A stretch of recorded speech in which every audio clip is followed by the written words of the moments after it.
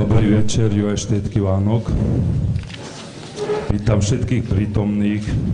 Ďakujem predovšetkým za prijatie môjho pozvania na dnešnú verejnú diskusiu občanov Veľkého Kýra, poslancov obecného zastupiteľstva, kandidátov na starostu a poslancov, ďalších pozvaných hostí a občanov. Písomne ma požiadal o ospravedlnenie starosta aj v mene niektorých pozvaných kandidátov na poslanca a zároveň ma požiadal o prečítanie jeho oznámenia.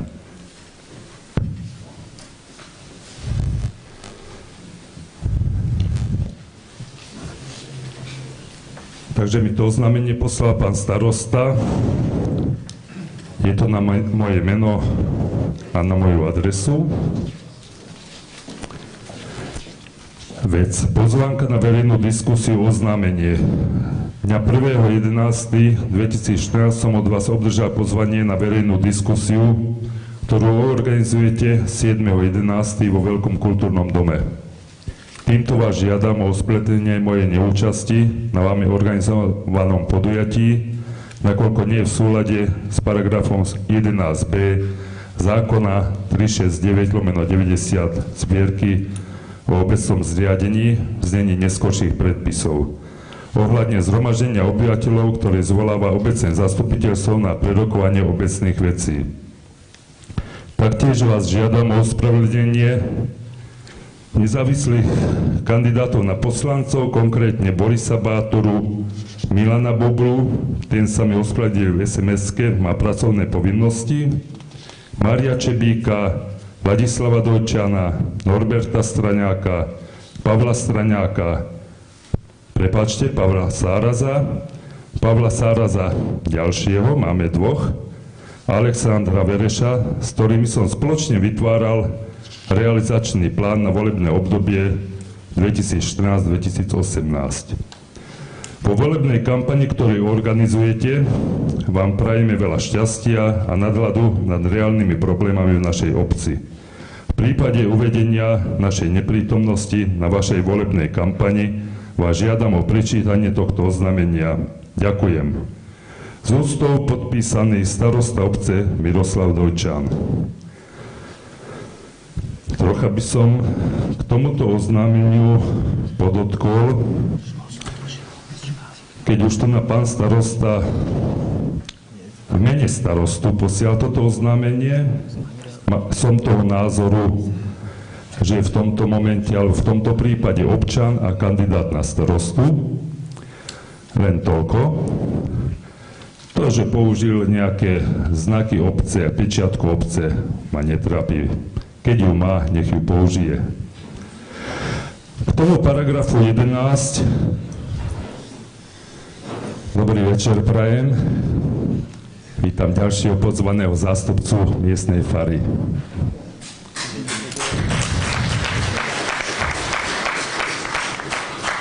Takže len k zneniu toho paragrafu. Viem, že vás to veľmi zaujíma, je to len jedna veta. Na prerokovanie obecných vecí môže obecné zastupiteľstvo zvolať zhromaždenie obyvateľov obce alebo jej časti. Dovolil som si to zvolať ako občan, poslanec obecného zastupiteľstva a v tom čase, keď som dal túto žiadosť a vyvesil plagáty, som bol ešte aj zástupca starostu našej obce. Dnes už nie som. Ak ste zvedaví, chronológia dnešnej udalosti je na nástenke vyvesená a môžete si to, jak končíme, preštudovať. Že ďalej vás nebudem zaťažovať nejakými právnymi vecami. Takže Milana Bobu som ospravedlnil, napísal mi SMS-ku. K tomu by som ešte dodal, že verejnú diskusiu si nás pán starosta milne vysvetlil ako volebnú kampaň, aj keď som sa mu to snažil vyhovoriť. Hlavne poukazoval na to, že to je moja kampaň.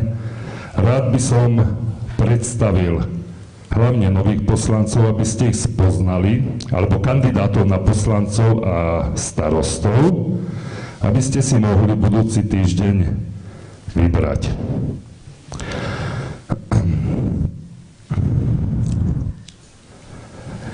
by som ospravedlnil pána Kryžana, už je tu, prepáčte, stihol to. A slečnú Švajdovú tiež má pracovné povinnosti, ale sa dostaví v krátkej dobe. Dúfam, že kým príde téma, alebo vlastne reč aj na ňu, že tu bude. Troška pokročíme ďalej. Prečo som vás asi dnes pozval, alebo som si dovolil vás pozvať? Žijem v tejto obci skoro polstoročie. Nie je to málo, ani nie je veľa. Dosť na to, aby som si to možno mohol dovoliť, alebo skúsil to. V minulosti som vnímal dianie v našej obci len povrchne, ale pribúdajúcim vekom ma začali veci verejné viac zaujímať. Mám taký pocit, je to asi subjektívny, že v minulom čase sme možno niekedy aj boli viac pyšní na našu obec. Musím to priznať aj napriek tomu, že som v súčasnej dobe členom miestnej samosprávy. Tej, ktorej dnes prislúcha hodnotenie minulých rokov, čiže predchádzajúcich 4 rokov. Predchádzajúce obdobie sa už hodnotilo a nie som oprávnený ho hodnotiť z pohľadu môjho terajšieho. Je asi zvláštne, že sprostredkovanie tejto úlohy pripadlo práve mne, ale jednoducho to považujem za svoju povinnosť. Je potrebné vyložiť karty, tak ako mi niekto tvrdil, že nikomu karty vykladať nebude. Takých skúsime mi vyložiť. Ako príklad tzv. Zúčtovania samosprávy občanom dávam kolovať jednu brožúrku. Požiadal som jedného starostu, ktorého poznám z obce, kde sa dosť často zúčastňujeme či verejných podujatí, alebo aj súkromne. Táto obec mi je veľkým príkladom. Tá samospráva, aj keď na prvý pohľad sa zdá, že sa veľmi podobá našej, keď si pozriete fotku na zadnej strane, ale je to len optické. Pán starosta je tiež rázny človek, tiež, jak by som povedal, alebo je odmeraného výzoru, napriek tomu otvorený občanom. Vie, čo si môže dovoliť a vie, čo ľudia potrebujú. Sú tam krásne fotky, môžete sa pozrieť, čo dokázali za posledné 4 roky. Myslím, že ja by som mu nič nevytýkal. Takže toľko asi k tejto brožúrke. Prečo som oslovil kandidátov blížiacich sa volieb? Teraz to troška rozviniem. Aby mali dostatok informácií, poznali názor druhých, čiže aj vás občanov, ktorí sa nezúčastňujete priamo riadenia obci, ale nepriamo sa každý zúčastňuje, to si musíme priznať. Nech vedia, do čoho idú a komu sa majú zodpovedať o 4 roky. Nech vedia, že ak dostanú v týchto voľbách dôveru vás, občanov, tak sa budú musieť správať tak, aby sa nemuseli chodiť o 4 roky so strachom, ale aby ľudia mohli oceniť ich prácu. Ja si myslím, obyčajný jednoduchý človek nič viac nepotrebuje, len uznanie svojho najbližšieho okolia, rodiny, širšieho okolia, ulice, ešte širšieho obce, a keď ho uznávajú v okrese, v kraji, v tejto republike a na tejto zemi, ja si myslím, že dosiahol vrchol. Jednoducho, to ľudia za to volebné obdobie nekompromisne zrátajú. Čo si dal a čo si zobral. Toľko asi ten úvod. Teraz by som krátko niečo povedal o podmienkách diskusie. Len tak všeobecne. Bol by som rád, keby to bolo na slušnej úrovni, aby sa to mohlo zverejniť, vlastne toto dnešné naše stretnutie, táto verejná diskusia, aby sme sa nemali za čo hanbiť, ale zároveň tiež musíme prejaviť kus odvahy, sa opýtať, keď nám niečo nie je jasné, mať odvahu odpovedať čisto a jasne a od srdca.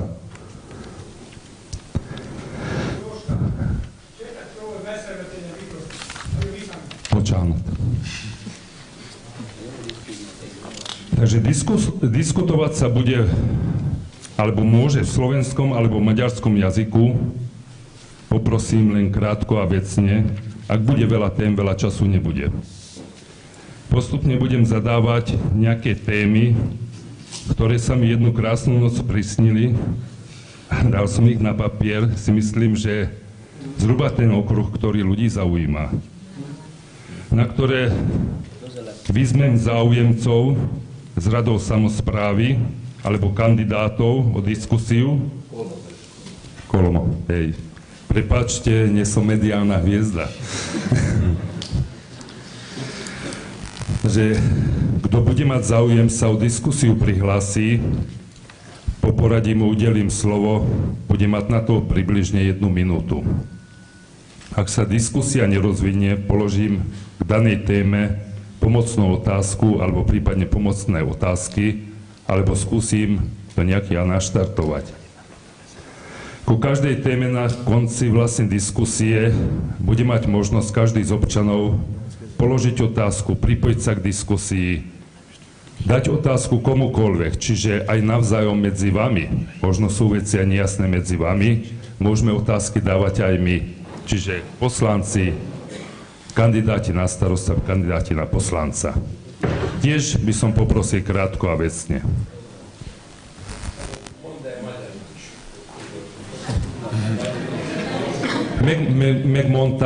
Megmondtam, hogy lehet magyarul is, szlovákul is. Ne haragudjon, Laci bácsi, nem tudom úgy lefordítani, hogy esetleg ne tévesztjem el. Úgyhogy ha valaki akar segíteni és tud segíteni, szívesen egy mikrofont adok magának. Csak azt hiszem, hogy egy kicsit komikus lenne a dolog. Nem azért, hogy nem tudná fordítani, majd megtörténne valami kix. Jó, de haragudjon, azért így döntöttem. Rendben. Jó, tudom, köszönöm. Hogyha valakinek valami nem tiszta, nyugodtan kérdezzenek, vagy még tudom mondani én, vagy valaki besegít nekem. Oké, jó. Folytassuk, kevés időnk van. Köszönöm. Takže začneme prvou témou, ktorá sa bude týkať súčasnej samosprávy, čiže starostu a poslancov. Nakoľko tu pán starosta nie je, síce môžeme tie témy rozvíjať, ale jak sa hovorí, bez neho do nejakých detailov môžeme spomenúť, môžeme konštatovať, zbytočne sa ho budeme pýtať, on nám neodpovie v tomto momente. Ešte predtým vlastne, to sa týka tiež samosprávy a predchádzajúcich 4 rokov, by som poprosil pána Kováča, ktorý si pripravil, by som povedal, nejaký text, trocha dlhší, bude to dlhšie jak minúta, aspoň nech naštartuje vlastne tú tematiku predchádzajúcich 4 rokov. Pán Kováč, nech sa páči. Príjemný, dobrý večer vám prajem všetkým, szép jó estét kívánok mindenkinek. Én akkor folytatnám magyarul, és megkérném esetleg, vannak itt lakosok, akik nem értenek, megkérném, hogy esetleg a szomszédja vagy fordítja, vagy valamilyen kérdése volna, akkor tulajdonképpen megkérdezheti, és megegyeztünk a Dodival, hogy ő szlovákul tulajdonképpen válaszol ezekre a témákra, és konkrétan megmondja, vagy én is természetesen, mert tudok szlovákul, de mivel ezt a témakört kimeríteném teljes terjedelmében szlovák nyelven is, akkor nagyon sokáig itt lennénk. A képviselőtársaim nekem osztották le ezt a lapot, hogy mint rangidős, én ismertessem önökkel az elmúlt 4 esztendő tevékenységét vagy ténykedését. Próbáltam tulajdonképpen röviden, de ezt a 4 évet sehogy se lehet röviden összefoglalni, annál is inkább, mert ezt a 4 évet tulajdonképpen a demokrácia és az önkormányzatiság megcsúfolásának mondhatjuk, arcültésének, és sajnos, hogy tulajdonképpen én bővebben szétszedem ezt a problémát. Sajnálom, hogy nincs itt a polgármester, mert tulajdonképpen lesznek olyan témák, amiről gondoltam, hogy ő majd megválaszolja, és ad rá választ, hogy miért így, és miért úgy, és miért nem. De mivel tulajdonképpen ő ugyanezt a dolgokat megcsinálta, tehát újságokon keresztül, a médián keresztül, a legutóbb az Echo újságban tájékoztatta az ő szemszögéből a lakosságot. Ezért úgy gondoltam, hogy most itt az idő, hogy a képviselőtestület szemszögéből is ismertessük önökkel az elmúlt 4 év tevékenységét. De még mielőtt konkrétan rátérnék erre a témára, engedjék meg, elmondjam, hogy hogyan is kellene, hogy működjön az önkormányzatnak. Az község önkormányzata irányítása 2 pillérre, tehát szervere támaszkodik. Az egyik a döntési jogokkal felruházott képviselőtestület, ezt úgy mondhatnám, hogy országos szinten a parlamentnek felel meg, tehát mi vagyunk a kis parlament, vagy a falusi parlament. A második pedig a polgármester, aki egy személyben képviseli a községet, és látja el a község végrehajtói teendőit is, vagyis a kormányzást. Tehát országos szinten ez megfelel a kormányzási szintnek. Mindkét szervnek megvannak a törvény által meghatározott feladatkörei, és nincs egyik szerv sem alárendelve a másiknak, vagy felülrendelve. Az egyik legfontosabb tényezője a 2 testület közös munkájának a kommunikáció. Vagyis az információ kicserélése, egymás tájékoztatása. Ezt a célt szolgálják többek között a képviselőtestületi ülések. Annak ellenére, hogy a képviselőtestület hozott egy határozatot, melynek értelmében minden hónap utolsó péntekén legyen testületi ülés, és a képviselőtestület tárgyalási rendje szerint legalább 1 héttel a testületi ülés előtt legyen kikézbesítve a meghívó, és a döntésekhez szükséges dokumentumok, segédanyagok. A polgármester úr, ha nem SMS-ben, akkor csak szerdán délután küldte el a péntek estére szóló meghívókat, persze a döntésekhez szükséges dokumentumok nélkül. De az sem minden hónapban, hanem csak legjobb esetben 3 havonként. Az, hogy az ide vonatkozó törvények előírják, hogy a képviselőtestület programjának minimálisan 3 nappal előtte ki kell lenni függesztve és hirdetve, mert ugye tudjuk, hogy nyilvánosak ezek az ülések, az számára semmiség volt. Sőt, 2 alkalommal még a törvény előírta minimális 3 havonként ülést sem respektálta. 2013-ban májustól novemberig nem hívott össze testületi ülést. A testületi ülésen hozott határozatokat sem kézbesítette ki a tárgyalási rend szerint, sőt, még a 3 hónap után összehívott ülésen se adta meg azokat a testület tagjainak.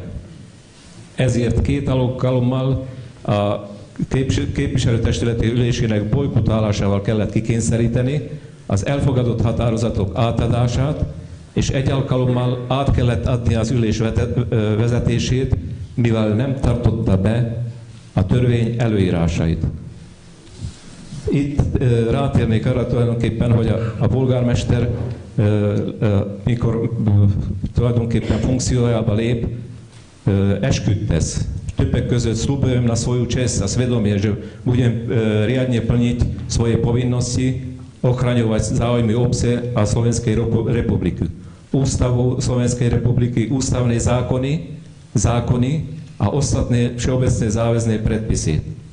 Ez tulajdonképpen az ő szemében nem volt respektálva. Sajnálom, hogy nincs itt, és magyarázatot adhat volna sok esetben a viselkedésére.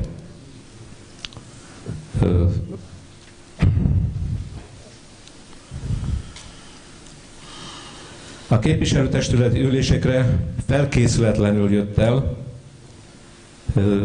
és a hivatalokkal nem készítette el a szükséges dokumentumokat, ami természetesen a szükséges a döntésekhez.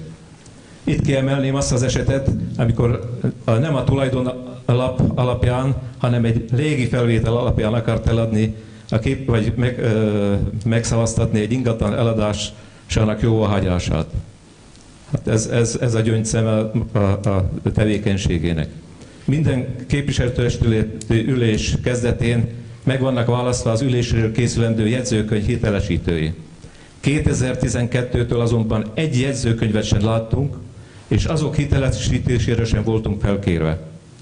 A múltban ezen a téren csak ritkán fordultak elő problémák, mivel ez megelőző időszakban a képviselőtestület beleszólása volt a hivatal vezetőjének megválasztásába és a hivatal szervezésébe. Ezt a részét a törvénynek a parlament megváltoztatta, és a polgármesternek teljes jogot adott a hivatal szervezésében, és e változtatás értelmében a képviselőtestületet csak tájékoztatnia kell. Az időközbeni változásairól is csak utólagosan tette ezt meg. Tehát egyértelmű, hogy mindezekért a szabálysértésekért csak is a jelenlegi polgármester felelős, mivel mindezeket a személyzeti politikájának köszönhetjük, mert a hozzá közeli és nem kvalifikált, vagyis nem hozzáértő személyeket alkalmaz a hivatalban. Ennek további bizonyítékai az úgynevezett információs törvény be nem tartása, amely előírja a lakosság interneten történő tájékoztatását. Részben ennek a következménye az is, hogy a költségvetés annak teljesítése és elkönyvelése, valamint az évet lezáró kimutatás egy évben sem került a törvény által megszabott határidőkig a képviselőtestület elé jóváhagyásra. Ennek ellenére a 2011-es és a 2012-es évekkel jóvá lett hagyva a költségvetés. A betartásával azonban komoly gondok akadtak, mert évközben a polgármester úr a képviselőtestület jóváhagyása nélkül, vagyis a törvény által előírt költségvetés módosítások előzetes beterjesztése nélkül kénye kedve szerint költötte el az adófizetők pénzét. Hiába lett jóváhagyva 9000 euró a kamerarendszer kiépítésére, amely a község lakosságának biztonságát szolgálná, továbbá 6000 euró a Gesztenyesor leaszfaltozására, vagy 4000 euró a volt tanítói lakások felújítására, ezek megvalósítására nem került sor, de a pénz ennek ellenére el lett költve, hivatkozva a község gazdálkodását szabályozó rendeletre, amelyet természetesen a maga módján értelmezett. Ezért ebből a rendeletből a képviselőtestület jóváhagyásával 2012-ben törölve lett az öncélúan értelmezett szabály. Ezért a következő 13-as és 14-es évekre a polgármester úrnak nem is állt szándékában költségvetést elfogadtatni, hogy a képviselőtestület ne szabja meg az egyes tételekre elkölthető pénzösszegeket. Ennek bizonyítéka, hogy a 2013-as költségvetés két utolsó fejezet megtárgyalása és jóváhagyására már nem kerülhetett sor, mivel májustól novemberig össze sem hívta a képviselőtestületet. Hogy milyen nagy mestere a félrevezetéseknek, a felelősség alól való kibúvók keresésének, mi sem bizonyítja jobban, mint az a tény, hogy a költségvetés hiányára beszélte ki magát a tömegszervezeteknek átutalandó támogatások megtagadásánál, a gyermekek mikulási megajándékozásának, vagy a nyugdíjasok karácsonyi megajándékozásának elmaradásánál. Holott az érvényes törvények alapján, ha nincs elfogadva a költségvetés, vagyis költségvetési provizórium van, az előző évi költségvetés van érvényben, azzal a kikötéssel, hogy a havonként nem lépheti túl a teljes költségvetési összeg 1/12 részét. A költségvetés hiányára beszélte ki magát a helyi alapiskola és óvoda finanszírozásánál, amelyet szintén meg kellett valahogy oldani, és erről bővebben az iskolatanács elnöke, Janyik képviselőtársam majd gondolom beszámol önöknek. Bezzeg az ő fizetésénél, amely minden évben az előző év átlagfizetéséből számítják ki, és ezáltal évről évre változik, tehát ezen van a hangsúly, nem számított, hogy nincs összhangban az előző évi költségvetéssel. Nem hiányzott a 2013-as vagy 2014-es költségvetés. A költségvetés betartása olyan fontos a falu életében, mint a kiadások és a bevételek egyenlegének megtartása egy család életében. Ha mindenre nem telik, sorrendet kell felállítani a kiadások finanszírozásánál, vagy egy új pénzforrási lehetőséget kell keresni. Ez nem jellemezte a községünket, illetve a községi hivatal tevékenységét az eltelt 4 évben.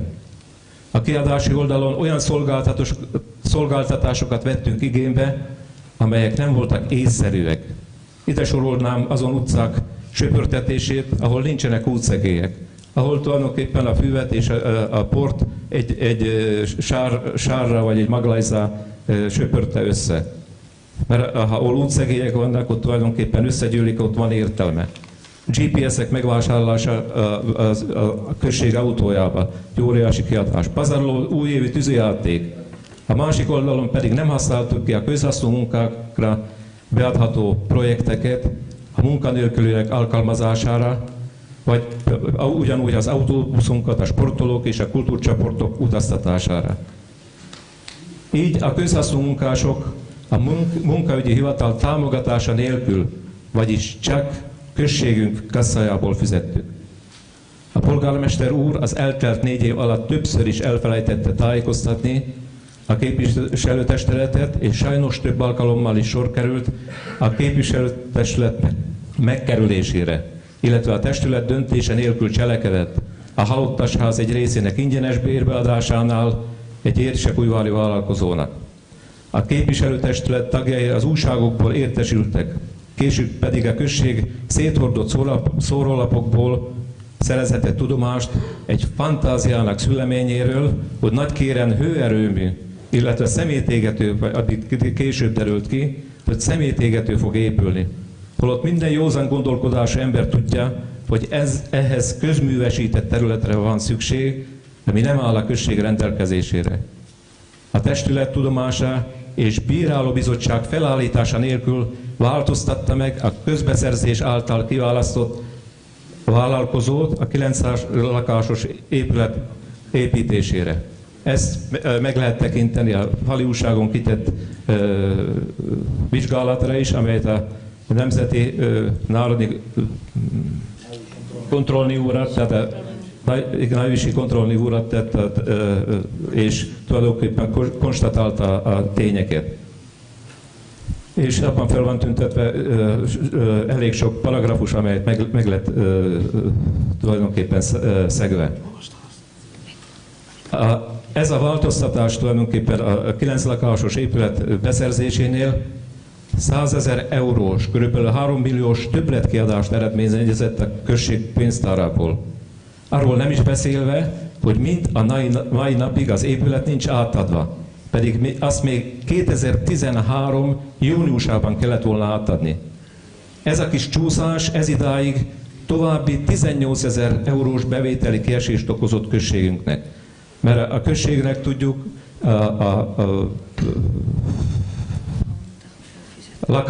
tehát a kölcsönöket fizetni kell minden hónapban, de viszont mivel a lakások nincsenek lakva, ott nincsen bevétel a bérletekből. Tehát ezért ez a 18 000 eurós bevétel, ami tulajdonképpen meghaladja a szabálysértés tényét.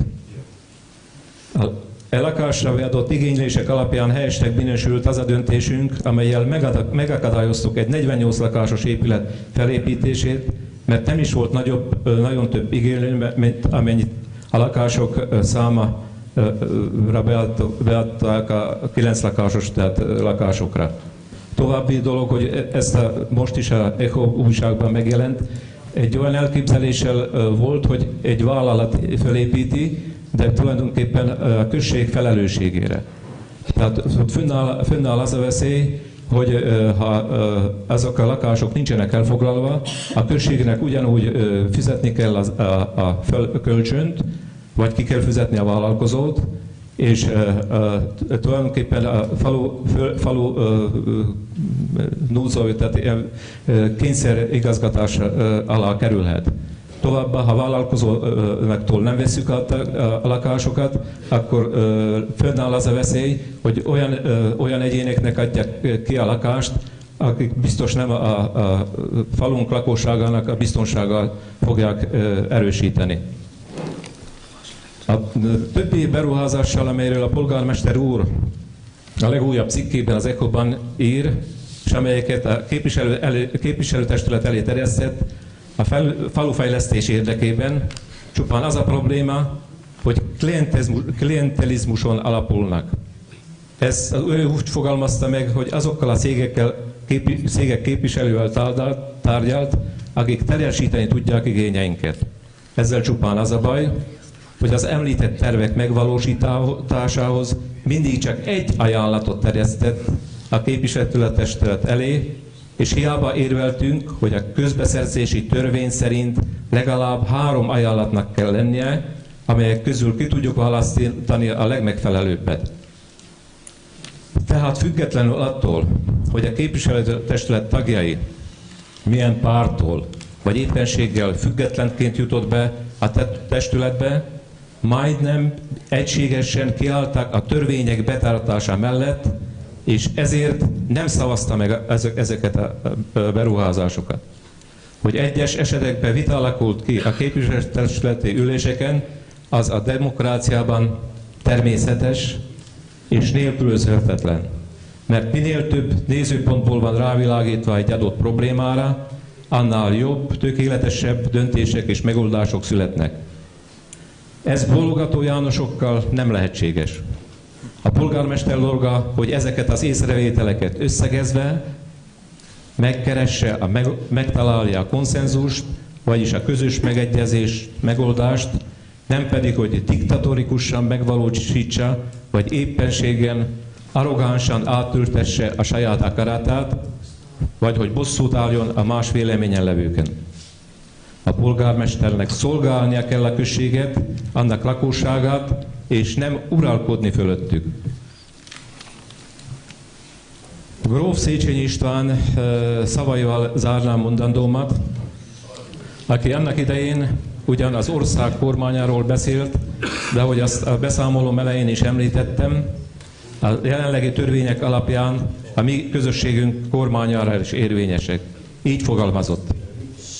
Minden országnak olyan kormánya van, amilyet megérdemel. Ha valami oknál fogva ostoba vagy komisz emberek ülnek egy bölcs és becsületes nép nyakára, akkor a nép azokat a silány fickókat minél hamarabb a pokol fenekére küldi.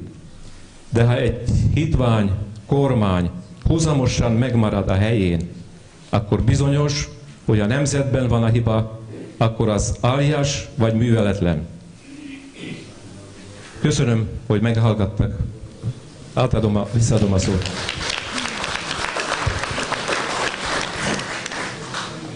Ďakujem pekne pánovi Kováčovi, pôvodne za krátky pripravený text. Troška sa to pretiahlo, ale aspoň máme viac informácií. Poprosil by som, ak máte otázku, ak chcete nejaké veci komentovať,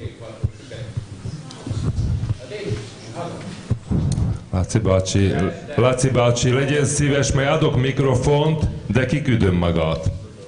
Jó.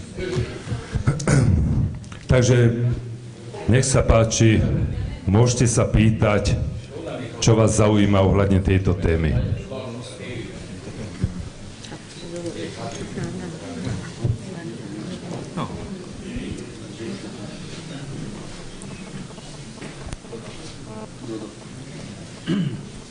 Tu v strede. Dodo, v strede. Nevidím.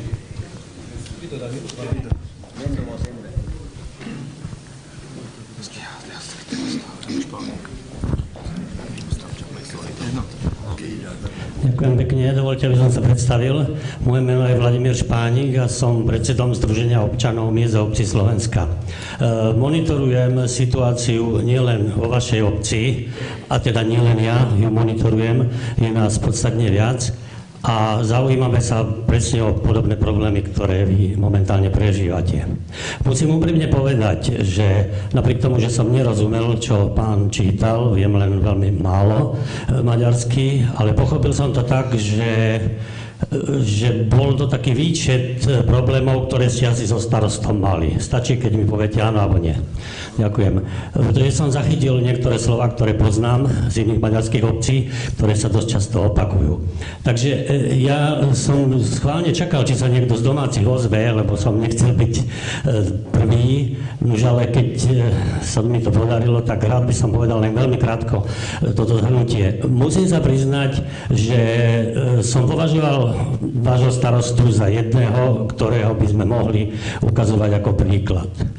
Ale tiež priznávam, že všetky ostatné veci a ten vývoj, ktorý sme monitorovali buď niektorými osobnými kontaktmi, alebo na Facebooku, alebo na vašej stránke, alebo monitorovaním, keď sme sledovali zasadanie zastupiteľstva, tak som začínal mať ja osobne, ale aj niektorí moji kolegovia dosť divný pocit a zachytil som také slovo diktátor a tak ďalej. A tie indície sa nám tam bohužiaľ nejak objavovali. Nedovolím si súdiť ani zastupiteľstvo, aj keď mal som dosť kritický názor, keď som pozeral na zastupiteľstvo, ako vystupovalo, tak takisto si nedovolím súdiť ani vášho starostu, na to ste tu vy, nie aby ste odsúdili, ale aby ste sa rozhodli. Ja vám len chcem popriať, aby sa vám to podarilo a veľmi som milo prekvapený, že toľkoto ľudí sa v tejto obci zišlo, že ten záujem o vaše vlastné veci, pretože nikoho iného veci to nie sú. Sú to veci vaše, sú to vaše peniaze, sú to vaše rozhodnutia, za ktorými si vy musíte stáť. Takže ja vám veľmi pekne ďakujem aj za našu organizáciu, aj za všetkých, ktorí očakávajú vašu aktivitu vo voľbách a verím a prajem vám, aby všetko sa na dobre obrátilo. Ďakujem pekne. Veľmi pekne ďakujem, pán Španík. Prekvapili ste ma, jak som vás tu nazbadal. Nevedel som, či si vás dobre pamätám fotku, čo máte na vašej stránke. Totiž som zaregistroval vaše reakcie na dianie v našej obci. Facebook, internet nie je môj štýl. Priznám sa, napriek tomu, že predchádzajúce voľby dosť ovplyvnili, ale vlastne tieto médiá, nebežne používané všetkými občanmi, tak som ich začal sledovať a zbadal som tam vaše reakcie. Automaticky som sa dovtípil, keďže tu nežijete, aj keď žijete blízko, takmer susednej obci, alebo síce susednej, katastrálne, že nemáte ani štipku informácií reálnych. To bola moja prvá reakcia. Vaše nejaké pripomienky a vlastne aj na vašich internetových stránkach vašej organizácie som si všimol napríklad také články, že je tento starosta vôbec starosta podobne, hej? Čiže kde poukazujete aj na tie problémy, ktoré som si myslel, že my máme. Na druhej strane, v našom prípade to skôr smerovalo na poslancov. Teda nerozdeľujme to dve strany. Starosta, poslanec. To by mala byť jedna partia, ktorá ťahá za jeden koniec. U nás sa to nejak, jak sa hovorí, podelilo. Tá partia sa chytila jedného konca lana a starosta sa držal druhého a sme sa celé 4 roky preťahovali. Ja som už mal zhruba pred 2 týždňami rozpísaný mail pre vás. V noci nejak o 2 hodine som si povedal, no tak ja nikomu mail písať nebudem, koho osobne nepoznám. Takže tu je šanca, aby sme si možno vymenili kontakty a v budúcnosti sa porozprávali, či pri káve, pri pive, ja neviem, možno za nejakým stolom na verejnosti, ale určite sa porozprávame, lebo ja som za posledné roky tým, že sa pohybujem v stavbárine, objavil zhruba v 100 obcí. V každej obci navštívim starostu a Ak je prítomný, pokúsim sa na ďalší krát, a ak nie je prítomný, pokúsim sa na ďalší krát. Medzi tým hovorím so zamestnancami obecného úradu a väčšinou tie naše stavby sú toho charakteru, že chodíme z domu na dom. Takže vlastne aj s ľuďmi komunikujem. S čím sú spokojní, s čím sú nespokojní. Väčšinou v tomto období okolo volieb je to veľmi také rozvášnené. Bude niekto veľmi spokojný, alebo niekto vôbec nespokojný. Potom sa to za nejaký čas utrase a ľudia prestávajú vnímať, čo sa u nich deje. Buď z dôvodu, že to zunovali, alebo z dôvodu spokojnosti a tiež ich to prestane zaujímať. Môj poznatok je ten, často starostovia zaspia na vavrínoch, keď sa darí, všetko je v pohode, nikto sa neozýva a na konci volebného obdobia sa vyťahnú nejaké veci, v podstate čo možno ani neúmyselne, ale len tak zanedbal, ja by som povedal, spolahol sa na to, že veď máme šikovných zamestnancov, občania sú spokojní a všetko ide samé. A tak či tak, jak som hovoril, raz mu to zrátajú, tomu starostovi, raz to zrátajú nám a tak či tak, každému to raz niekto zráta. To si buďme vedomí, sme ľudia, žijeme na tejto zemi a sme odkázaní jeden na druhého, či sa nám to páči, alebo nie. Takže som rád, že ste mali aj tento krátky príspevok a že ste mi potvrdili, že ste to vy. Ďakujem veľmi pekne.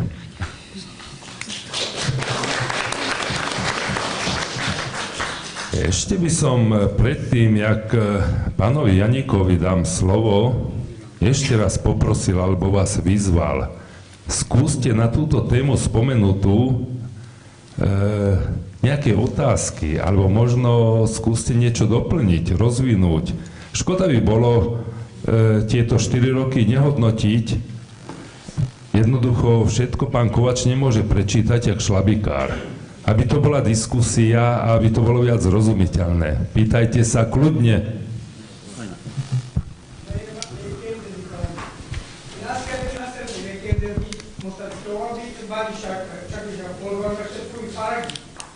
A képviselők díjnyilván mit csináltak? Miért álltak szembe a polgármester? No, egyből felelek, köszönöm, nagyon jó kérdés. Azért vagyunk ittent, hogy máma mondjuk meg, azért vagyunk ittent, hogy máma magyarázzuk meg, hogy valami ilyesmi dolog érdekel. Čiže poviem radšej po slovensky, väčšinou rozumieme tomu všetci. Že či budeme celý večer rozoberať starostu, keďže tu nie je, tak som si to vysvetlil, aj keď ste to nehovorili. Ja som si to tak vysvetlil, aj takto chápem. Alebo či budeme riešiť aj to, čo sme robili celé 4 roky, trebárs, keď sme s pánom starostom neboli v niečom spokojní, čo sme spravili preto, aby sme spravili nejakú nápravu. Tak ak môžem hneď prvý odpoviem, ja potom ma ďalej môžu doplňať, ktorých sa to týka, alebo ktorí vedia, čo k tomu povedať. Priznám sa vám, ja ako osoba po voľbách som chytil taký druhý dých. Vieme, že na starosta do tých volieb bol pripravený. Chodil medzi občanov, komentoval, nejaký obecný časopis vydával. Jednoducho žil s touto obcou. Krásne písal, krásne hovoril. Verte, toto je môj názor. To netlmočí názor miestnej samosprávy. Krásne hovoril a ja som bol celý nadšený. Dokonca som mal taký pocit, že k tomu jeho víťazstvu, veľmi tesnému, sa mi zdá, že okolo 10 hlasov, tam bol rozdiel, 8 ma upozornili, mu dopomohli mladí, čiže jeho rovesníci, tým, že boli veľmi aktívni. Dneska ich tu veľmi málo vidím, totiž dostali sa veľmi do nepríjemnej situácii. V minulosti pred tým 4 rokmi boli aktívni a starostovi pomohli vlastne k jeho víťazstvu. Ak to víťazstvo môže nazvať víťazstvom. A zhruba za 2 týždne som zbadal podľa správania starostu, nie že nie je vďačný tým chlapcom, tým jeho kamarátom. Dokonca ich zavrhol, tak som to ja vnímal. keď sa ohradili, tak im začal robiť problémy. Ale už asi na tej úrovni, na úrovni z pozície starostu. A toto ma veľmi sklamalo. Ja som si myslel, že je to len taký jeho omyl. Omyl klasického začiatočníka, neskúseného. A postupne sa mi potvrdzovalo, že to nebol omyl, že to asi funguje ako pravidlo a nejak zhruba do 2 rokov som sa snažil aj ja bojovať.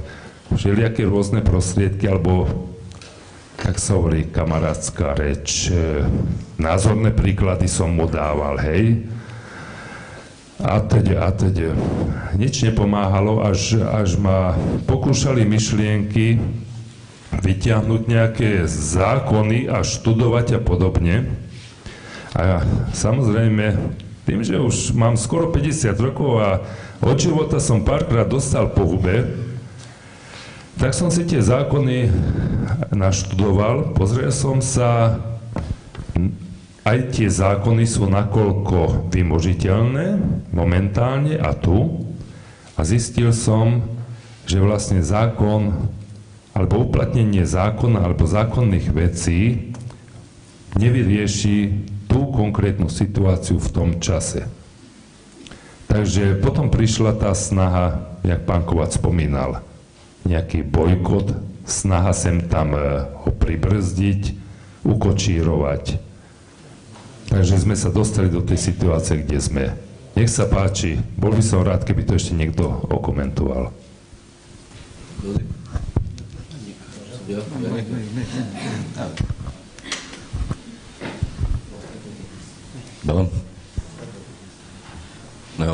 Ja by som dal odpoveď na otázku. Odpoviem po slovensky, aby aj pán Špánik rozumel, aj ostatní, ktorí nerozumejú po maďarsky. Čo sme robili za 4 roky?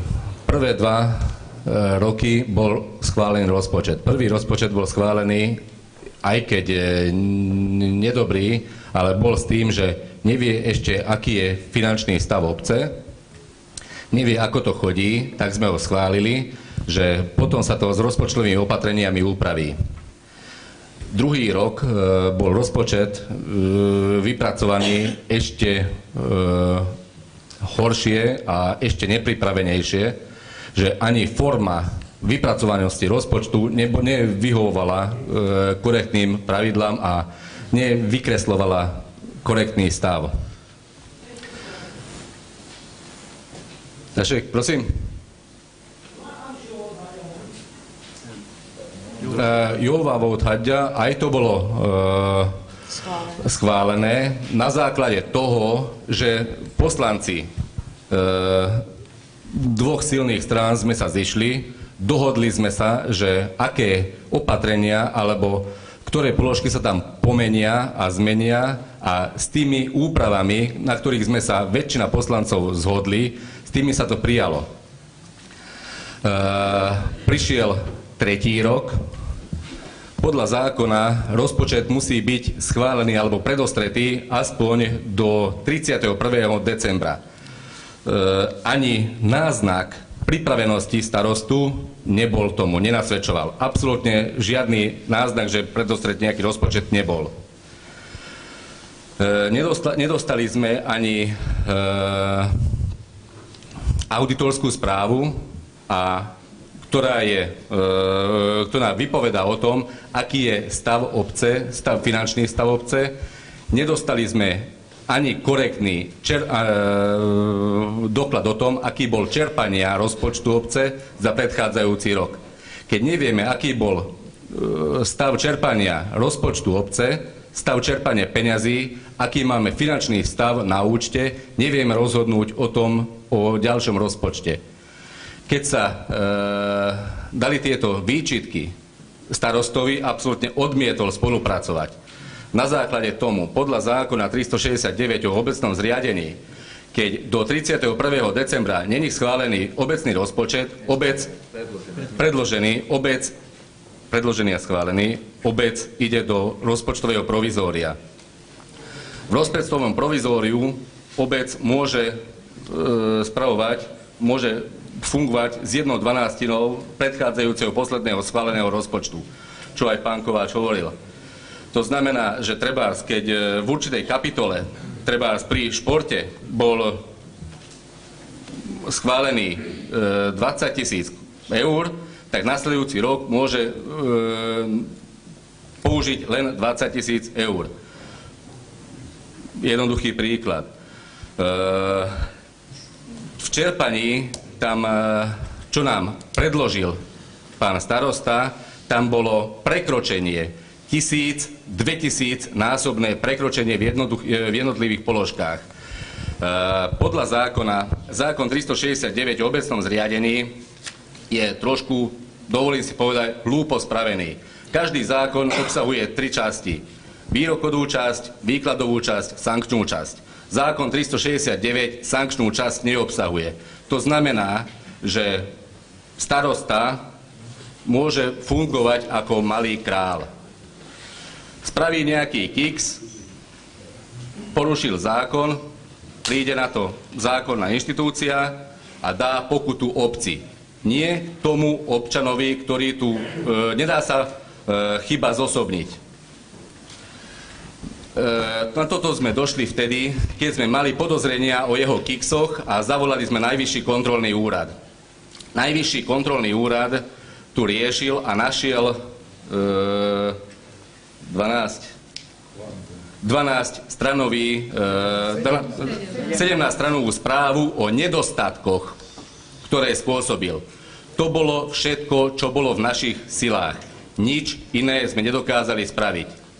Lebo pán starosta fantasticky dokázal manipulovať ľudí a podvádzať ľudí, odvádzať pozornosť od reálnych vecí a zhadzovať chybu na poslancov. Nahodil otázku bytovky, lebo bytová otázka ľudí je nevyriešená. 42 bytovky. Nedokázal to dotiahnuť ani 9 bytovku. Na 9 bytovke cez 200 000 eur budeme musieť splatiť štátu. To len za jeho nekorektné a zanedbanie povinností. Okrem toho, že na schôdzach bol trošku zvada, ale zvada len keď sa vyčítali starostovi jeho nedostatky. Takisto, lebo ani raz za posledné 3 roky nebolo obecné zastupiteľstvo zvolané podľa daného zákona. To znamená, každé jedno zasadnutie obecného zastupiteľstva je verejné. V obecnom rozhlase za posledné 3 roky ani raz nebol vyhlásený, že bude verejné zastupiteľstvo. Program verejného zastupiteľstva musí byť minimálne 3 dní pred zasadnutím vyvesený na úradnej tabuli. Ani raz sa tak nekonalo. Ale napriek tomu on vykresloval, že poslanci idú na schôdze nepripravení. Nepripravení samozrejme, keď nikto nedostal plán alebo program a materiál potrebný na preštudovanie. Asi toľko, čo som k tomu vedel dodať ja. Neviem, či to stačí, alebo nie.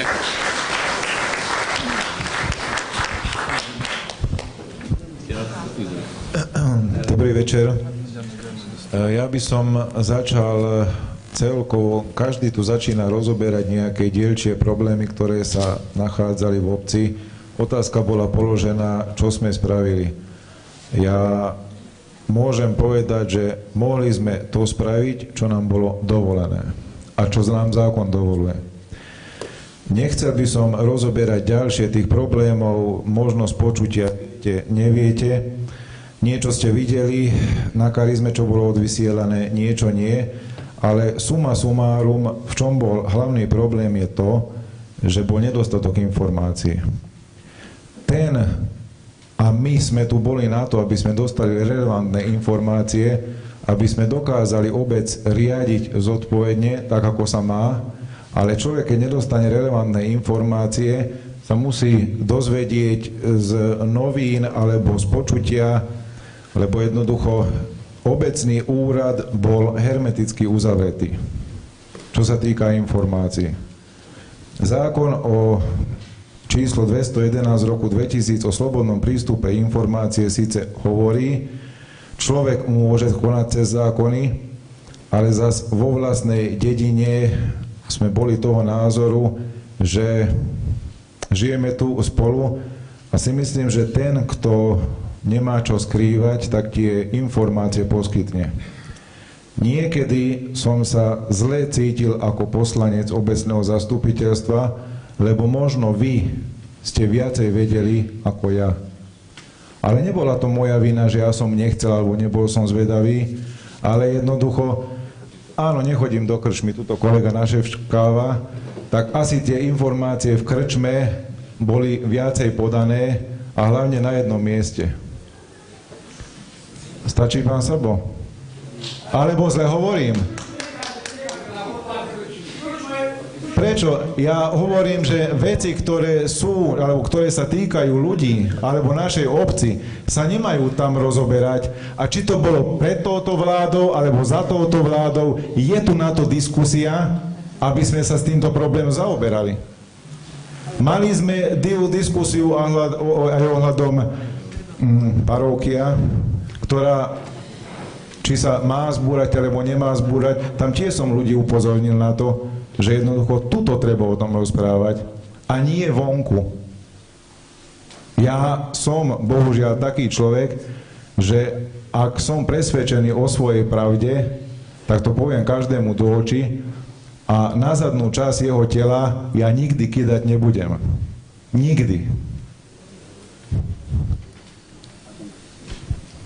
Ja by som sa chcel opýtať, že koľkokrát si bol na zasadnutie obecného zastupiteľstva? No vidíš, tak my sme sa snažili viackrát, teda, dali sme podnet na Národný kontrolný úrad. Oni podali správu. My by sme mohli prakticky, že čo sme urobili, my by sme mohli podať ďalej, že dáme to na prokuratúru. No ale to musíme byť vedomí, že keď dáme treba tú 9 bytovku, teda koľko, 9 bytovku dáme na prokuratúru, lebo že nebol tam dodržaný zákon o verejnom zaobstarávaní, tak príde, vyšetrí a nájde tie chyby, tak obec dostane pokutu za nedodržanie tohto zákonu. Obec. To je podobná situácia, že treba sa urobili tu na lavičky pred kultúrnym domom, sa vyrúbali v júli, v lete tie stromy, zelení podali teda námety a na základe toho obec dostal pokutu. Ale nie starosta, obec. Hradené z finančných prostriedkov obce. To isté platí v prípade nedodržania toho zaobstarávacieho zákona. A takto ďalej, čo sme robili?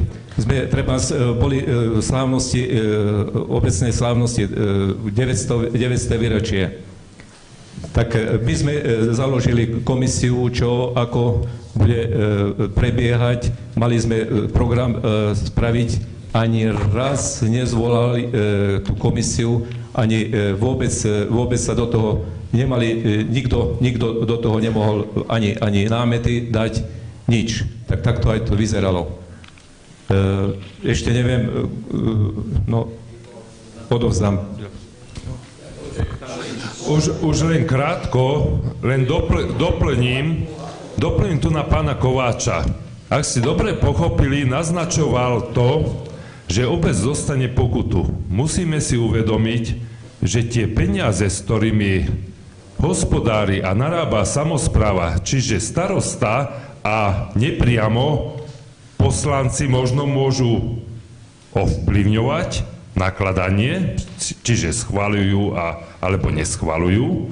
Neberme do úvahy, či sa to dodrží, ich rozhodnutie alebo nie. Tie peniaze nie sú peniaze samosprávy, to sú peniaze naše a vaše, čiže občanov Veľkého Kýru. Čiže tie peniaze sú platené alebo vlastne používané a zdroj tých peňazí je nejakou formou od vás cez štát do obci zas k nám. Čiže nám tiež záleží na tom, či tie peniaze minieme na pokuty, na sankcie a podobne. Takže prchké by bolo a možno také nerozvážne hneď s nejakou, jak by som povedal, horúcou hlavou riešiť prokuratúru, políciu, bili by sme sa, ja neviem, kydali na seba a nebola by jednoducho šanca sa dostať ku koncu toho samotného problému. Takže toto je jeden z dôvodov, prečo sa to tak jednoducho nerieši, tak striktne, rázne, asi jak si to predstavujete. Pán Slavík, ale tieto veci sa už ťahajú 4 roky. Tieto nespokojnosti. Ja si myslím, že 90% ľudí je tu nespokojných. A už 4 roky sa to ťahá. Ďakujem. Ste to spomínali. Áno, ďakujem za... Teraz si poviete, že odrazu sa to nedá riešiť. Nie, tak vám prosím, vysvetlite, že prečo nie? Cez prokuratúru. Ten starosta to je pán Boh. Áno. Pán Boh, keď sme jeden. Nie. Ja som mu túto otázku... Prokuratúru riešiť, ja si myslím, že za to je... Ďakujem. Ja vám to skvelím. Ja si myslím, že vás je dosť veľa na to, že sa mohlo buď referendum spraviť, alebo to riešiť navčas nad rozliatým liekom pred voľbami. Darmo teraz komunikujeme. Ďakujem. Dosť neskoro. Ďakujem veľmi. Lebo ja chodím dosť po týchto okolitých dedinách, robíme v stavebníctve, veľmi veľa sa buduje. Veľký Kyjev, ten je 10 rokov upadol. My sme boli 20 dopredu. A za 4 roky my sme tu uzavreli všetko. To sa spravil jeden veľký balón a koniec. Mladých ľudí pán starosta oklamal cez internet a obyvatelia končili. Každá ulica je odfotená na internete z jednej strany, z druhej, ktorá je pekná. Ale tá, ktorá je špatná, tá nie je odfotená. Ďakujem pekne. Veľmi trefný príspevok do diskusie. Myšlienky takéto podobného charakteru som mal aj ja, ale odvahu som nemal toto až tak spomenúť. Jedno je pravda, že tie 4 roky ušli a veľmi dlhá doba. A hriech náš je určite aj ten, že sme za tie 4 roky nedokázali s tým nič spraviť. Tak to poviem troška, čo možno až tak moc nepatrí na verejnosť. Už sme boli takmer pri hranici spraviť nejaký krok. A jak som hovoril, keďže z titulu tej rozvážnosti som troška naštudoval zákony a posúdil som danú situáciu, tak možno ja som bol ten najväčší hriešnik, kto toho rázneho kroku mierne odhovoril kolegov, čiže tých, čo tu nastoja pri mne. Takže určite to je ten môj hriech, za ktorý si hocikedy zodpoviem. Rád ho hocikomu vysvetlím, je to otázka toho človeka, s kým o tom budem hovoriť, či mi uzná moje argumenty, alebo neuzná. Totiž mohla sa stať jedna vec, že sme sa mohli dostať do takej situácie, že by ďalšie 2 volebné obdobia mal problém, keby sme mali hociak šikovného starostu a zastupiteľstvo, že by sme sa z toho nemohli dostať. Nebudem konkretizovať, to som vám len naznačil, o čo sa jednalo. Čiže aj strach z budúcnosti. Bolo to aj to. Ďakujem.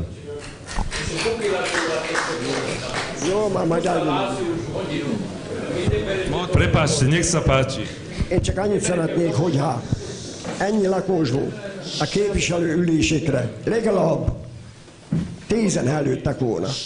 Most mindenkinek tava van. Most megvan. Hát meg lehetett volna oldani, ma 4 évnek ezelőtt meg lehetett oldani, hogy nem kellett volna a falunak ilyen katasztrófával lennie, ahogyan van. Nem most kell megoldani, ma most elhúzni csak, hogy konkrétan azt mind tudja a falu lakosság, azt mind tudja, hogy mi történik a faluban, hogy megy, milyen adósságok van, hogyan tönkre. Azt el lehetett volna indítani a képviselő üléseken. Még a képviselők sem jelentek meg, ahányszor volt ülés, és ha összejöttek, hát nem tudtak határozni, mert nem voltak ottan még. És a polgármester akkor persze, hogy azt csinált, amit akart. Csak ennyi. Ha megengedi, válaszolnák a kérdésére, vagy tulajdonképpen amit elhangzott, a képviselőtestület tulajdonképpen minden esetben határozatképes volt, ha össze lett hívva. De ehhez össze kellett hívni tulajdonképpen a képviselőtestületet. De ez, amint beszámolóban elhangzott, nem történt meg elég gyakran, és ugyanúgy említettem, hogy van egy tárgyalási rendünk, tehát mi jóváhagyott tárgyalási rend, amelyben meghatároztuk, tehát minden hónapban összejön a képviselőtestület, és megtárgyalja a problémákat közösen, ahogy a törvényben van. Ez tulajdonképpen nem volt betartva egy esetben sem.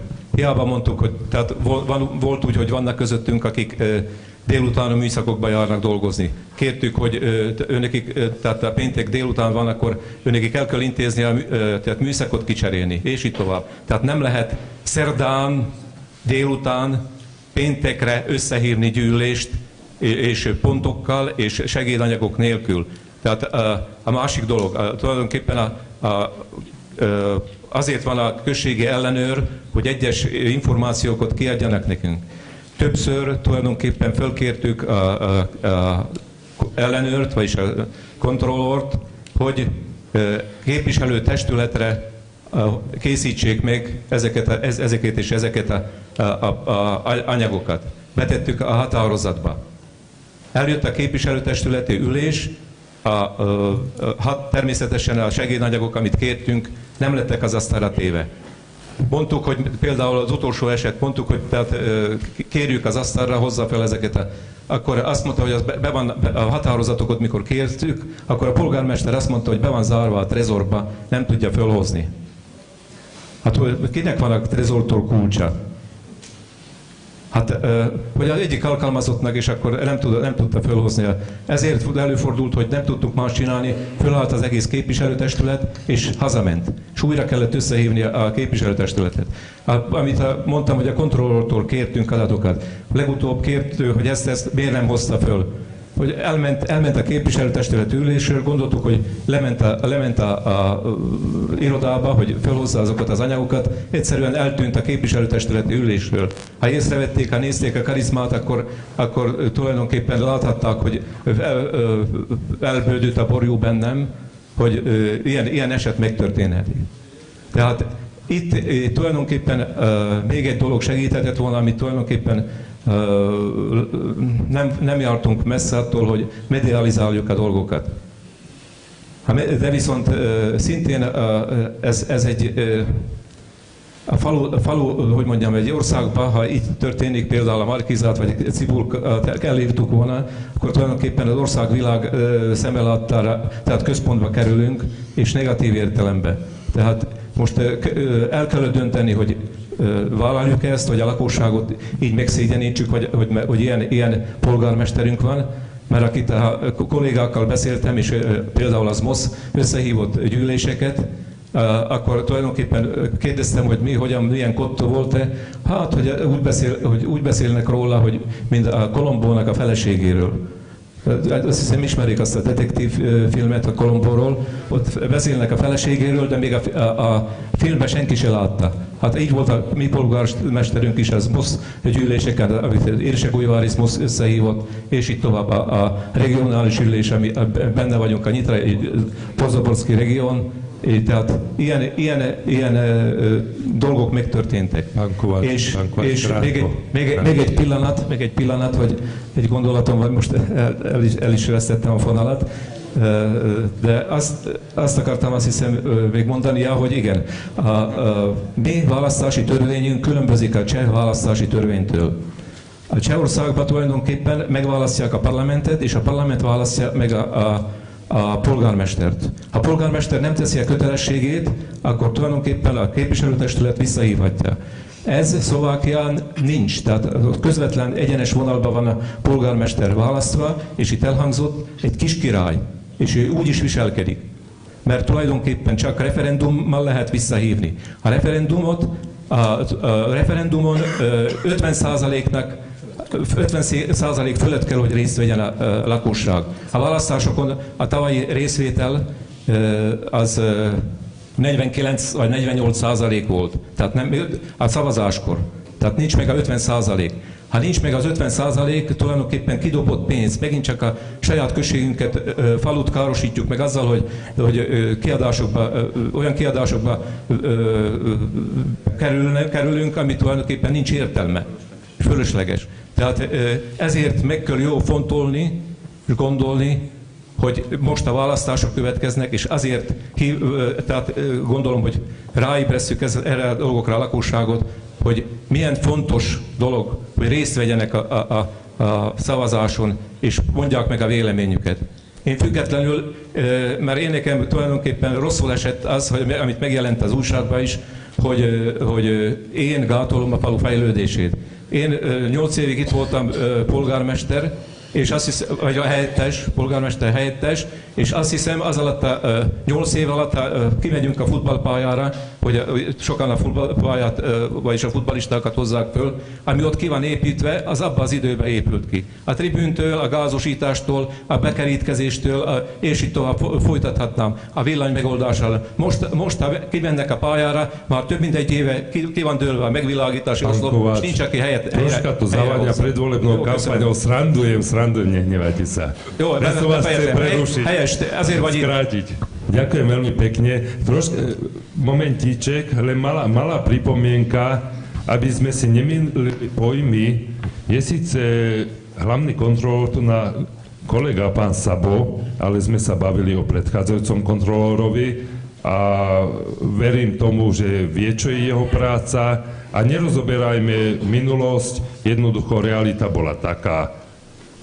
Ešte jedna pripomienka, čo odznela, že je nás tu dneska krásne veľa a na zastupiteľstvách, alebo vlastne na zasadnutiach obecného zastupiteľstva boli ľudia dosť striedmo. Pravidelne chodilo pár ľudí, či to bolo zo zvyku, alebo či ich naozaj tie veci zaujímajú, ale určite vedia o tom, čo sa tam dialo. Jedna vec bola určite neinformovanosť ľudí o tom, že bude zasadnutie. Druhá vec, možno aj to, jak som hovoril, učtíkanie, že už máme po voľbách, niečo ide, niečo nie, keď mi vyhovejú dobre, keď mi nevyhovejú, na čo tam budem chodiť. Takže aj sa tak stráca počas tých 4 rokov ten záujem. Hovorím, jedna vec je tá neinformovanosť. Samozrejme, keby to bolo stále také atraktívne, že teraz sme spravili, ja neviem, čo je toto prevrat, alebo čo, lebo sme si dovolili zvolať občanov, hej, tak sa nás behlo veľa. Nemôžeme stále spraviť nejaký atraktívny program počas roka, čiže mesačne alebo trojmesačne, aby sme tých ľudí nejak nalákali. Takže by som vás aj chcel poprosiť, a možno to posunte aj tým ľuďom, ktorí tu nie sú, že aj tá samospráva obecná je zvedavá na váš názor, aby vlastne rozhodovali tak, jak to vy chcete. Samozrejme, tiež majú svoj rozum a nebudú rozhodovať o veciach, ktoré sú možno proti nejakým pravidlám, logike a podobne. Lebo keď dojde 5 ľudí na zasadnutie obecného zastupiteľstva a bude chceť vo veľkom kýri Bajkonur postaviť, tak niekto sa o tom ani nebude baviť, takže to si uvedomte. Takže taký všeobecný názor ľudí tiež stále potrebuje nielen z ulice, nielen z krčmy, z obchodu alebo z tej rodiny, ale aj na tých zasadnutiach, alebo tam, kde sa stretne verejnosť. A za to sú tie zasadnutia verejné. Škoda, že ich nemôžeme mať, alebo nemáme, dúfam, že budú v tomto veľkom kultúrnom dome. Nemalo to zmysel kvôli tým 5 alebo 7 ľuďom, ale keď sa tam už nepomestíme, neviem, či tam ešte budem v tom zastupiteľstve, ale aj keď nebudem, tak tu budem sedieť medzi vami a že sa ľudia budú zúčastňovať a takisto diskutovať. Prečo ste to schválili? Prečo ste neschválili? Prečo niečo neriešite? Ja neviem. Gaštany nám vyschýňajú. Ďalší gaštan, ktorý bol zdravý, sme vypílili. Prečo sme to vypílili, hej? A jednoducho hneď za čerstva riešiť tieto veci, pýtať sa a ak nedostanete na otázku odpoveď, tak si ju nejak vynútiť, pravidelne sa pýtať, bombardovať nás alebo zastupiteľstvo aj so starostom. Ja neviem, či potrebujeme toľko ľudí zamietať jednu ulicu, na jednej ulici 20 ľudí, či by tí ďalší nemohli skosiť, alebo čo je, to sa môže niekto opýtať, hej? Alebo ja neviem, mám už 2 mesiace jamu na ulici pred domom, hej, a idú okolo auta, keď ja vychádzam z branky, tak mi šplechne rovno do tváre tá voda z tej jamy, ak behne do toho auto. Takže aj tieto veci, lebo tiež všetko nemôžeme vedieť. Takže za to by som bol rád, troška to oživme, zmeňme. V podstate je to tiež taká forma zábavy. Či sedíme v krčme pri pive, či ja neviem, je nejaké kultúrne podujatie alebo podobne, ale dôležité je, že sa stretávame, že komunikujeme a bavíme sa a popri tom aj niečo vyriešime.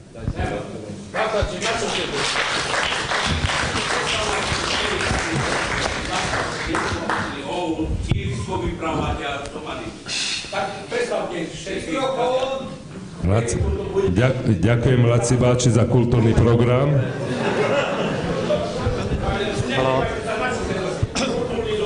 Môžem?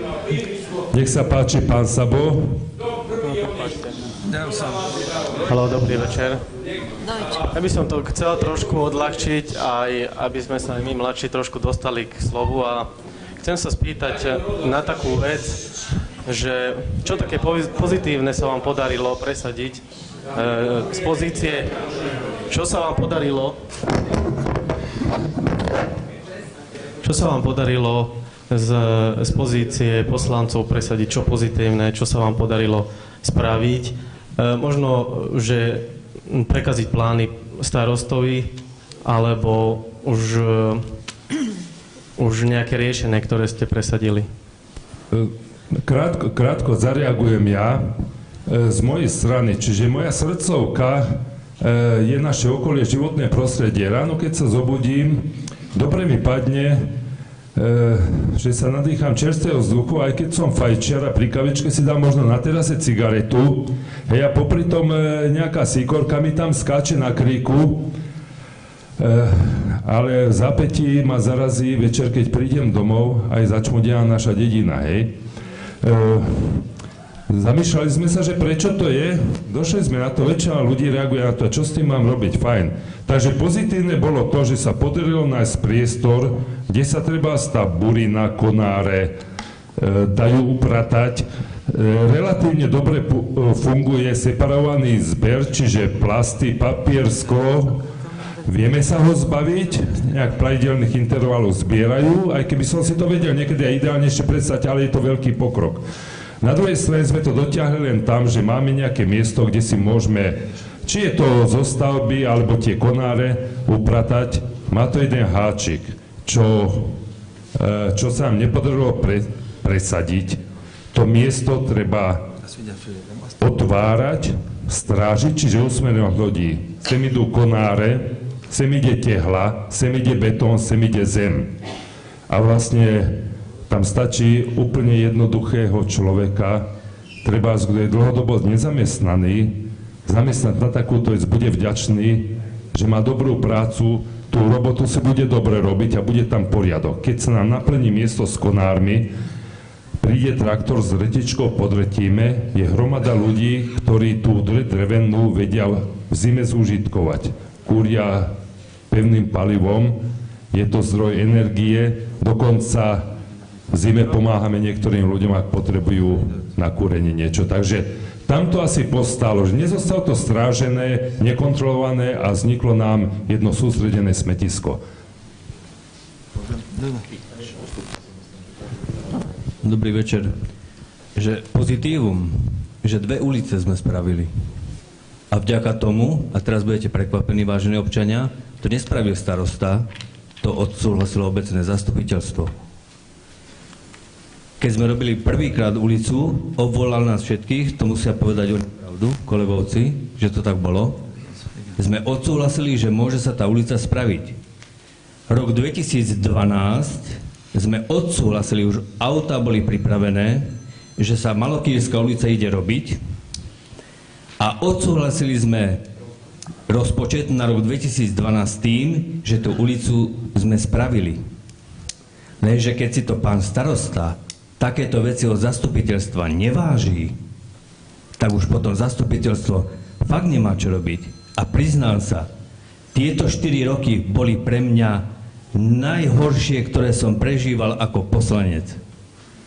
Som zamestnancom štátnej správy, robím vo verejnom sektore, pracujem pre verejný sektor, konkrétne pán Špánik to bude vedieť, metodika účtovníctva obcí.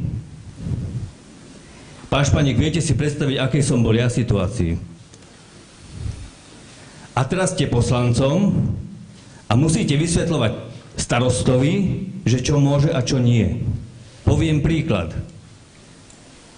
Meškali odovzdaním výkazov 10 dní, neklamem. Ako metodik, ako občan Veľkého Kýru som zavolal starostovi, účtovničke, že dokedy mám čakať, ako to mám zahrať, aby tie výkazy boli prebrané. Tak on mi zavolal, starosta, a povedal mi, že ja sa nemám starať do jeho práce, on je za to zodpovedný. Tak odvtedy som mu ja už viac nezavolal. Mám na starosti 372 obcí. Takže viem, o čom hovorím. Ešte som mal myšlienkový chod, ale žiaľ Bohu, to vypadlo. Chcel by som ja doplniť k tomu, že na čo sme hrdí. Ja som hrdý na to, že na začiatku nášho volebného obdobia ešte to šlo. Podľa mňa je tomu aj vizitka nášho kultúrneho parku, že sa dá dokopy. To nie je len starostová robota. Nie jeden, nie 2 dni sme tam boli. Nie len fyzicky manuálne robiť, ale aj rozmýšľať, čo, ako, kde, kedy. Na čo som hrdý? Som hrdý na to, že sme nedovolili všetci, celý poslanecký zbor, zobrať ďalší úver.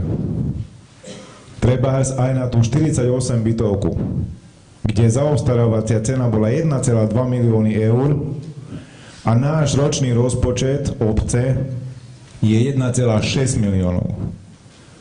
Keď sa prebehnete po okolí a spýtate sa, kto a kde a ako je zadlžený, tak potom si myslím, že budete v obraze.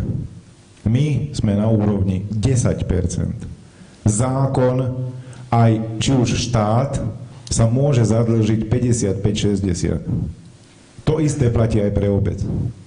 Ale existujú obce, ktoré sú v nútenej správe, bez verejného osvetlenia, bez kosenia a takto by som mohol pokračovať. Ak, neviem, aký poslanecký zbor sa zíde, ale hrozí tu aj to, že môžeme niekedy stiahnuť aj rolety v obci. Ďakujem.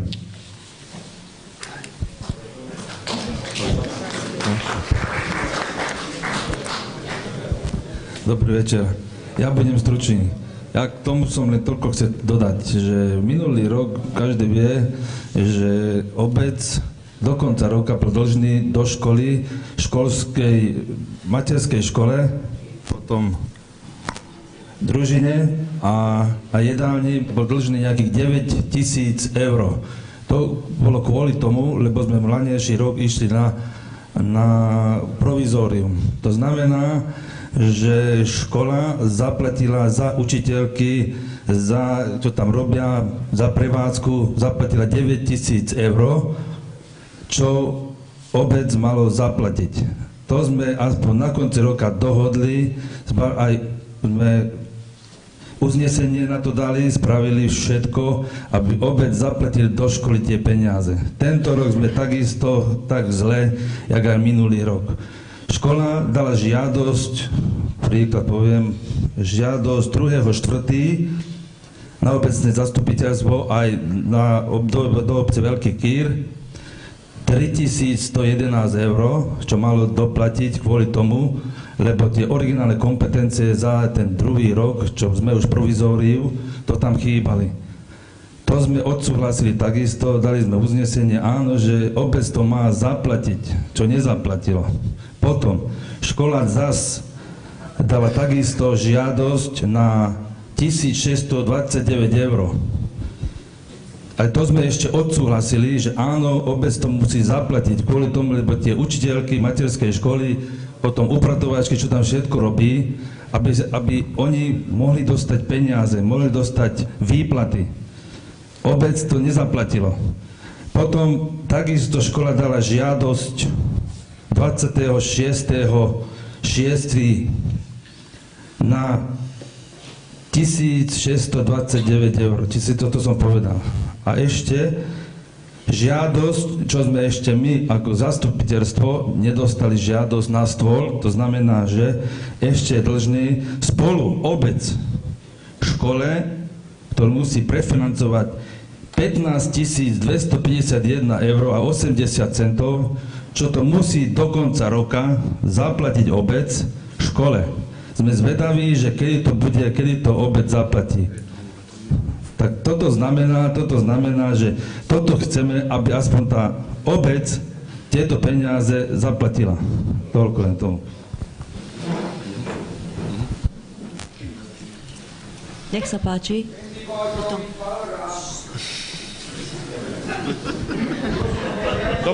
Dobrý večer.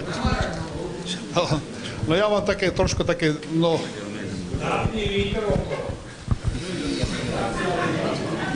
budem sa dať trochu s číslami. Neviem, či to bude pravda, to nie je fáma z krčmy, ale...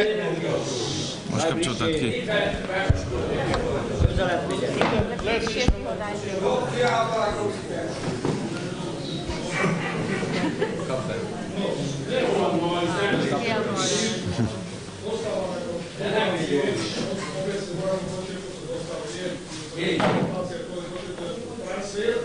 Nepočujeme to. Zapni.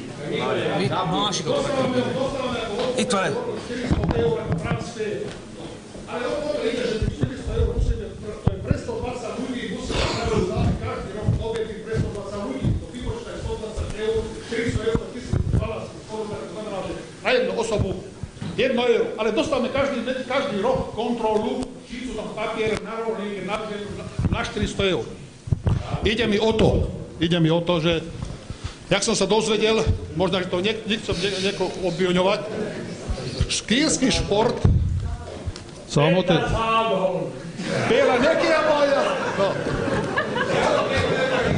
No, kýrsky šport je akože zadlžený, ako obecný úrad 40 000 € faktúračný a 30 000 hotovosti. To je 70 000, to 2 milióny. Neviem, či to možno je fáma. Za to nechcem neobviňovať. Ale pritom som dozvedel tiež, to možno, že fáma tiež, ale to sa nekrčme. Sú takí športovci, fotbalisti, čo dostávajú 400 € mesačný plat. To je toľko isto, čo dostávam dôchodok, ale možno toľko nedostávajú dôchodci, veľa ľudí. Ale vy by ste to mali vedieť, lebo však 2 milióny, takto šuťom, však to potom športu je takisto, jak bielý kóň. Tam môžu ísť peniaze, nikto to nevyúčtuje, lebo tomu som dal, rozhodcovi som dal, tomu som dal a peniaze sú het. A potom volám do dobačka, potom dal som šport, ale to sa chce, lebo to sa rozpráva hovorí, ja budem taký, ja sa prihlásim, ja to poviem, keď bude zlý, hoci kašle už na to. To som chcel niečo tomu ako dodať. Ďakujem, že ste ma vypočuli. Ak môžem, tak najprv by som asi k tejto téme začal ja. Ale Zoli sa prihlásil, počkaj. Ja len bola položená otázka, tak už zodpoviem potom. Dobre, tak nech odpovie pán Krišan. Odpovedaj. Takže na začiatku, prvý volebný rok, keď sme schváľovali rozpočet, bol vo vedení futbalového klubu pán Sládeček prítomný, pán Erik Botlik prítomný, ktorý bol zároveň aj pokladníkom. a cena na celý rok znela 9600 eur. Suma. To bolo na celú sezónu, to je jesenná časť a jarná časť. Prišiel druhý rok, tam bola cena stanovená na 20 000 eur. S tým, že prišiel rok 2013, tam sme skončili bez nášho vedomia, lebo rozpočet nebol, pri čiastke 36 000 eur. A teraz sme tam, samozrejme zase bez rozpočtu, to, čo už viete a to, čo kolovalo po dedine, pri čiastke 42 000. Takže si vytvorte svoj vlastný názor. 9600, 20, 36 a 42. Doplním len krátko. Toto nie sú potvrdené informácie, toto sú informácie splnenia rozpočtu za predchádzajúci rok pri príprave nového rozpočtu, ktorý nám predložil pán starosta. Zatvorím, že nepotvrdené informácie, lebo som v tom plnení rozpočtu našiel zásadné chyby, z ktorých vyplynulo, že buď sú tam matematické chyby, alebo poviem surovo blúdy. Hej? Takže toľko to bolo priznané na naše otázky, alebo vlastne na nejakú kontrolu, či je to naozaj tak, nedošlo. Ešte čo chýbalo ohľadne, keď už spomíname futbalový klub, nebudem riešiť detaily, kto je koľko a aký je platený, lebo ich neviem a nemôžem vedieť. Vtedy, keď som končil s futbalom, tu na kolega Erik spravil vlastne vyúčtovanie. Myslím, že poriešil aj posledných 20 centov, s ktorým mal problém. Sa mi zdá, že sa s tým pohrával niekoľko hodín s tými 20 centami, čiže sedelo všetko. Čiže bolo vyúčtované. Vedeli sme, za koľko sme kúpili párky, kedy, ako a prečo. Odvtedy futbalový klub a jeho vedenie nepredložilo žiadne zúčtovanie, žiadnu výročnú správu a vlastne spravilo výročnú schôdzu prvý rok a jeden môj blízky len toľko povedal, že toto v živote nebolo, aby vlastne pokladník nezúčtoval s financiami. Porozprávali nám, na ktorom sme mieste, s kým sme hrali, jak sme hrali, akých máme dobrých futbalistov, lebo máme dobrých futbalistov, ale to bolo všetko. Že za koľko a prečo máme dobrých futbalistov, to tiež zaujíma ľudí. Že ďakujem, že ste aj túto tému otvorili. Môžem sa vyjadriť k môjmu pôsobeniu vo futbale s tým, že robil som tam pokladníka asi 2 roky, alebo 1,5 roka sme tam boli. A s tým, že odišli sme z futbalového klubu ja aj Dodo, bolo to v polke roka 2011, s tým, že z tých 9600 eur sme minuli rovnú polovicu, 4800 eur a hneď po končení pol roku som tieto peniaze vyúčtoval a odovzdal kontrolórke. A zaujímalo by ma, či po mne niekto vyúčtoval peniaze, či vôbec niekto jej dal nejaké podklady. Ja som to vyúčtovanie dal aj tuto pred všetkými fanúšikmi a pred všetkými ľuďmi, alebo všetkými, čo zaujímali ten futbalový klub. A potom som to odovzdal tak, jak mi to kontrolórka povedala, že do 1 mesiaca, tak do 1 mesiaca som jej dal všetky bloky, vyúčtovanie, vyhodnotenie, s tým, že mám tiež takú informáciu, že od tejto robené nebolo. A tiež my ako futbalový klub sme fungovali tým spôsobom, že bolo nás tam nejakých 10 ľudí a ja raz za mesiac som tam medzi všetkými ľuďmi vyúčtoval tie peniaze. Čiže nie len obci, nie len kontrolórke, ale aj my sme tam mali nejakú vnútornú kontrolu, ktorá mňa kontrolovala, či tie peniaze boli využívané podľa toho, ako sme sa dohodli a aké mal futbalový klub nejaké plány alebo dlhodobé nejaké vízie. Ďakujem. Takže ešte k tomuto by som toľko poznamenal, že veľmi som sa potešil, ja som Erika nepoznal, keď sme sa spolu stretli v tom futbalovom klube, alebo vlastne o vedení toho futbalového klubu A pri prvých vlastne tých zúčtovaniach mesačných, keď sa niekto opýtal, že tak na čo to aj bolo z tej účtovnej knihy, na čo to aj bolo tých 12,40.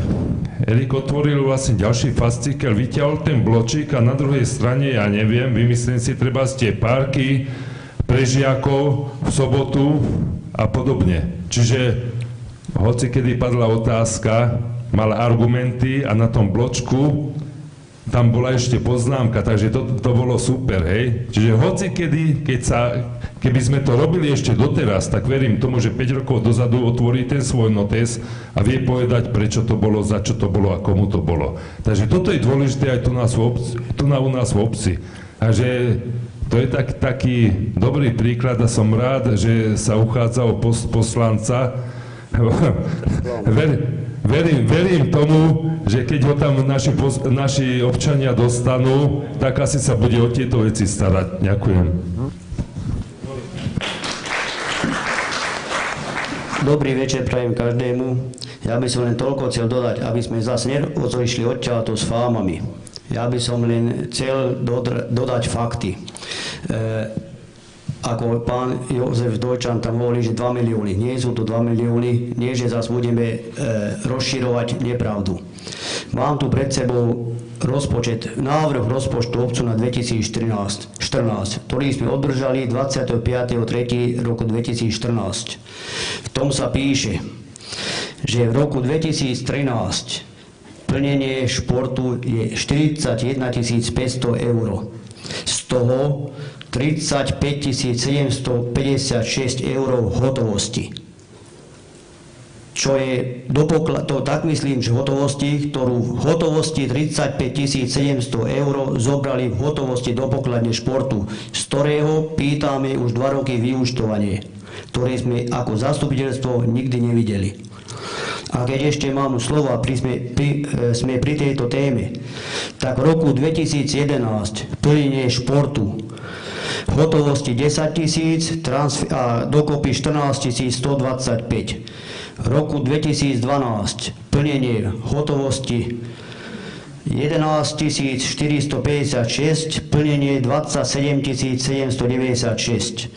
V roku 2013 už spomínal, 2014 návrh rozpočtu 18 500 eur, ktorý nebol schválený a si myslím, že ani dodržaný. Ďakujem pekne.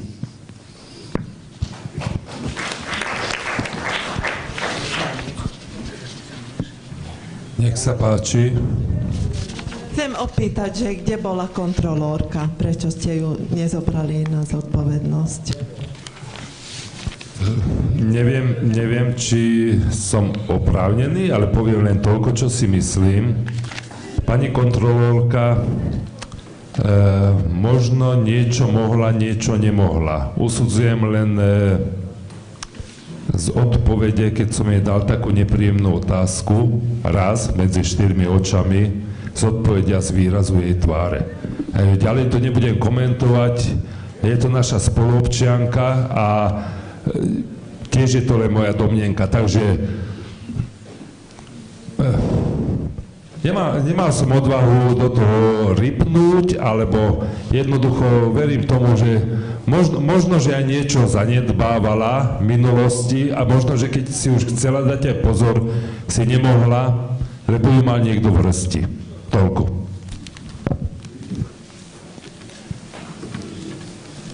Chcem len spýtať, v akom právnom režime ten futbalový klub pracuje? Je to združenie, alebo je to len organizačná zložka, alebo je to príspevková organizácia? Čo je to? Že to takto rieši? Samostatný právny subjekt. Je to družstvo. Občianske združenie? Áno. Tak potom už nechápem, že vôbec takéto niečo existuje. To je absurdné. Dobre, ďakujem, ale som úžasný. Ešte predsedom je starosta. Aha, tak už som pokladníkom takisto. No, aby som ozrejmil, naposledy to bolo v krčme, keď som dostal informáciu, kto je vedenie, totiž sa ma troška dotkol futbal zas po tých rokoch a pán starosta dostal otázku, že kto je to vedenie alebo výbor, tak povedal, že ja a on, hej? Takže toľko.